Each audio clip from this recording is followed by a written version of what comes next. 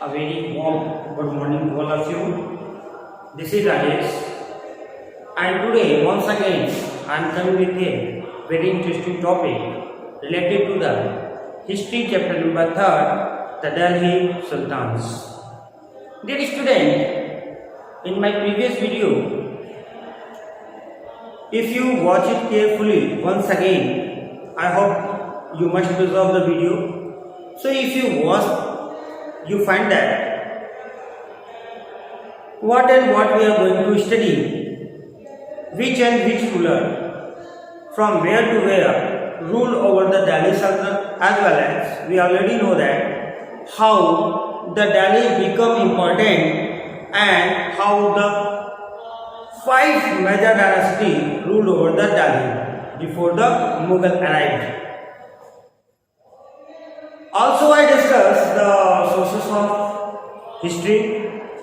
There, we already discussed the major source of history through which historians tell about our past, that is the inscriptions, coin and architecture, as well as a major important resource of history, that is the Tariq or Tariq, which were similar to the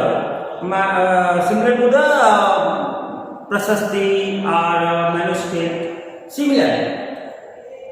That is the written record, and this written by the learned man who usually live in the court of emperor or ruler. All of these we completed. Today we are going to tell you the next topic, that is the circle of justice. Circle of justice. You know, when outsider means after 7th century, when our native rulers defeated by outsider, either Turkish or early Turkish rulers, Mohammad Ghori, जब हम इस chapter को start किए थे तो हमने देखा था कि पृथ्वीराज चौहान को सेकंड बैटल ऑफ तराइन जो 1192 में पृथ्वीराज चौहान की हार होती है, और दिल्ली सल्तनत पे जो अर्ली तुर्किश रूलर हैं जिसे हम मामलुक डेंसिटी भी इसके बाद हम आएंगे, जब मामलुक इसके बाद ही को कहते हैं, तो 1192 में जब डिफीट होता है तो धीरे धीरे जो है न्यू डायनेस्टीज आ रही हैं, जो तुर्की से हैं, अफगानिस्तान से हैं, ईरान से हैं, है ना, गौर से हैं, सादर मोहम्मद गौरी। सो अभी क्या वे सिर्फ हमारा एक्सप्लॉइटेशन कर रही है? नो डाउट, चाहे जो भी मुगल आए, ब्रिटिश आए या अर्ली तुर्किश रूलर आए, इन्होंने हमारा एक्सप्लॉइटेशन किया हुआ है, हमारे कल्चर को रूल करने का प्रयास किया हुआ है, अपने रिलीजन्स को, अपनी थॉट को उन्होंने इंक्रीज किया है। लेकिन इसका ये सेंस नहीं है कि सिर्फ वे हमारा एक्सप्लॉइटेशन ही किए हैं, उनका एक सेंस जो है इस रूल करने के लिए डेवलपमेंट भी है। तो उस डेवलपमेंट के लिए ही हम ये टॉपिक लेके आए हैं जो आपके टेक्स्ट बुक में है, द सर्कल ऑफ जस्टिस। अब ये सर्कल ऑफ जस्टिस क्या कहता है? ये actually it is 13th century की ये बात कर रहे हैं, जहाँ फकर मुदब्बिर हैं, एक राइटर हैं, जो कि इस रूलर्स के लिए कि उनके रूल के लिए सर्कल ऑफ जस्टिस क्या रूल होना चाहिए जिससे कि वे कहीं पे रूल कर पाए प्रॉस्पेरियस और हैप्पी तरीके से, इसको उन्होंने नोट किया है। तो फकर मुदब्बिर रोड इन 13th सेंचुरी, वे 13th सेंचुरी में लिखते हैं, एक तरीके से कह सकते हो कि रूलर को एडवाइस भी है। क्या कहते हैं? A king can not survive without soldier. Definitely a king can't survive with soldier. भाई जब सोल्जर ही नहीं रहेंगे तो किंग का पोजीशन ही नहीं रह जाएगा, बहुत बिजी हो जाएगा, एक जनरल मैन हो जाएगा, एक कॉमन मैन हो जाएगा। तो फिर a king can not live without soldier. अब उसे लड़ाई लड़नी है, सोल्जर ही नहीं है तो किंग का क्या वैल्यू है? नहीं लड़ पाएगा। सो बहुत सारे रीजन है कि king can not live without और survive without soldier, and soldier and soldier can not live without salary. भाई सोल्जर रूलर के लिए, किंग के लिए क्यों काम करेंगे, क्यों उनके लिए युद्ध करेंगे, क्यों उनके पीछे पीछे रहेंगे, क्यों उनकी ड्यूटी करेंगे अगर उनको सैलरी ना मिले। तो फकर मुदब्बिर इस बात को लिखते हैं सर्कल ऑफ जस्टिस में कि king can not survive without soldier and soldier can not live without salary, कि एक राजा सैनिक के बिना नहीं रह सकता है और सैनिक जो है सैलरी के बगैर भी नहीं रह सकता है। देन नेक्स्ट क्या है, सोल्जर सैलरी। अभी सैलरी कहाँ है, कहाँ से आएगी salary, salary that means money, पैसे कहाँ से आएंगे। सो salary come from the revenue collected from peasants.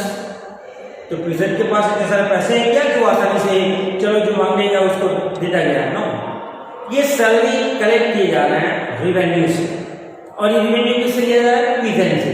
तो पीजेंट कौन है, पीजेंट वो फार्मर शान जो प्रोड्यूस करते हैं grain. Okay, so from where and how peasant get the revenue to the king for the soldier salary, कब ये दे सकता है आप। But peasant can pay revenue, but peasant can pay revenue.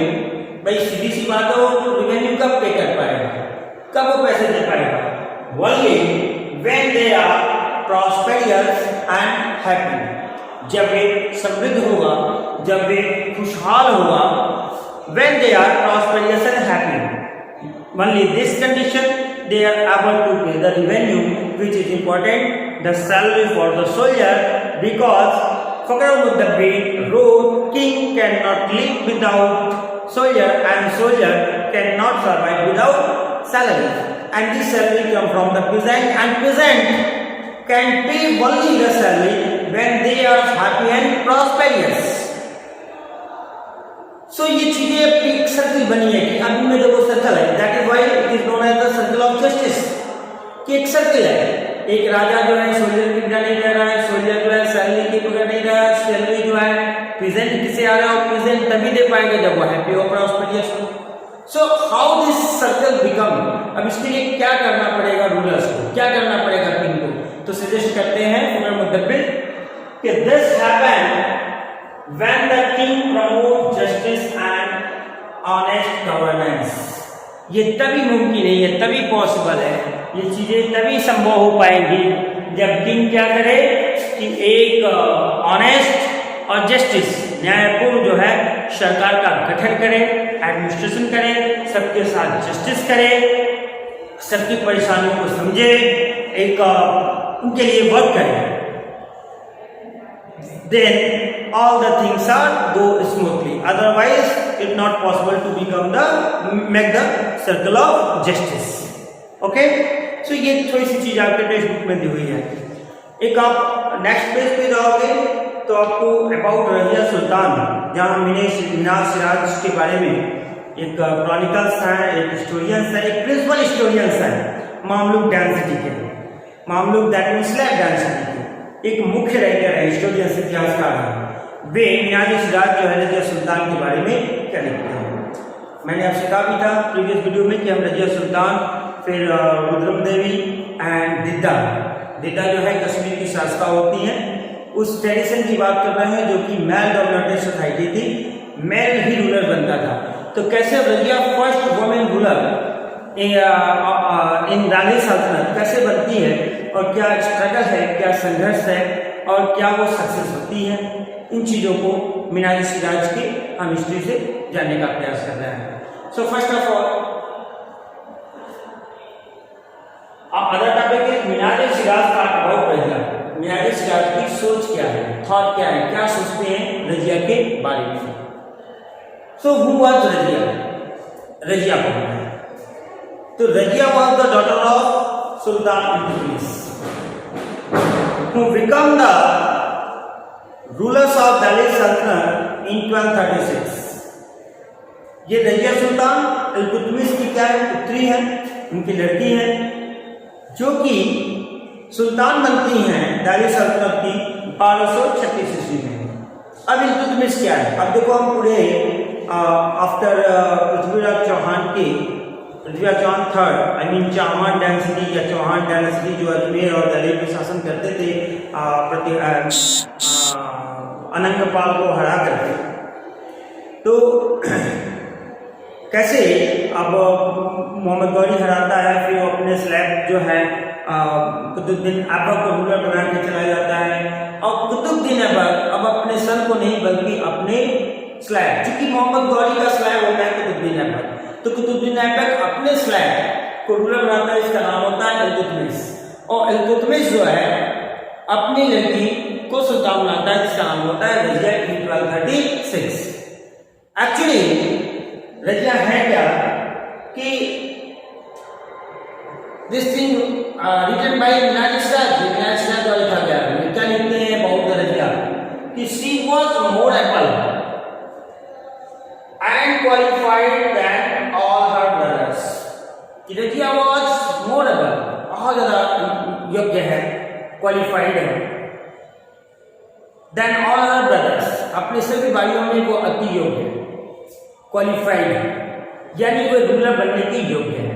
वही तो रूलर बनेगा जो मोर क्वालिफाइड हो जाने लेवल होगा, जो एम्पायर को कंसोलिडेट कर सके, जो अपने पावर को कंसोलिडेट कर सके। तो ये रजिया में सारे वर्चू, सारे गुण जो है रजिया में वो मीनाज सिराज कहते हैं कि ये पाया जाता है कि अपने सारे ब्रदर्स में वे बहुत ही कैपेबल है, बहुत ही एबल है, बहुत ही क्वालिफाइड है। बट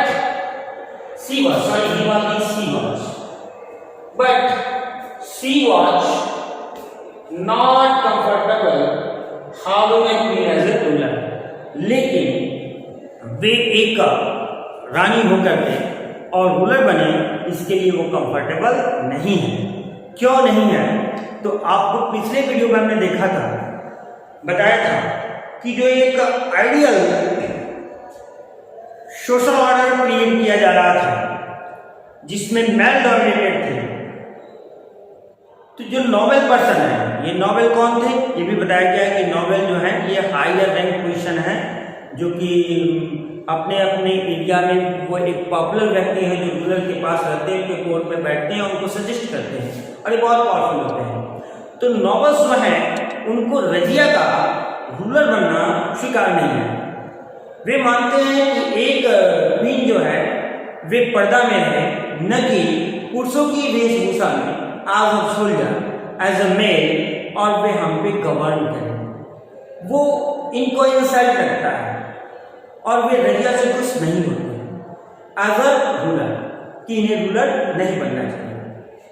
एक और समस्या आ जाती है रजिया की, कि रजिया का जो अश्वशाला समझते हैं आप लोग, जहाँ घोड़े रखने की चीजें होती हैं, घुड़सवार होते हैं, पहले युद्ध घोड़ों की एक बहुत बड़ी खेप होती थी, जैसे आज हमारे यहाँ राइफल बंदूक सोल्जर लिए रहते हैं, है ना, तो उसी तरीके से सोल्जर्स थे, और सोल्जर्स के नहलाने का खिलाने का काम जो है एक याकूत नाम का जो हबशी है वो किया करता था।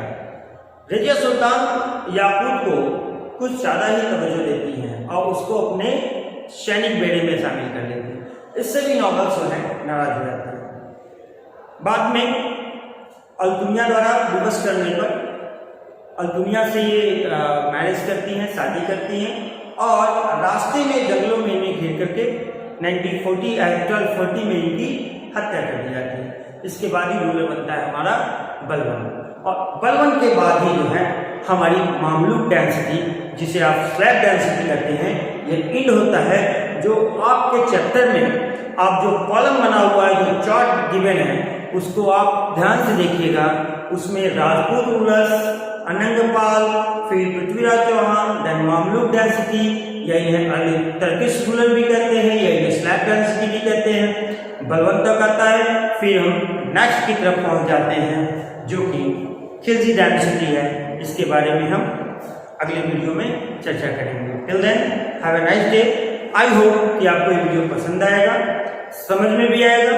अगर कोई प्रॉब्लम होगी तो आप मुझसे विदाउट एनी हेजिटेशन पूछेंगे, जो आपके सजेशंस होंगे वे आप मुझको देंगे। इन्हीं आशा के साथ thank you, have a nice day.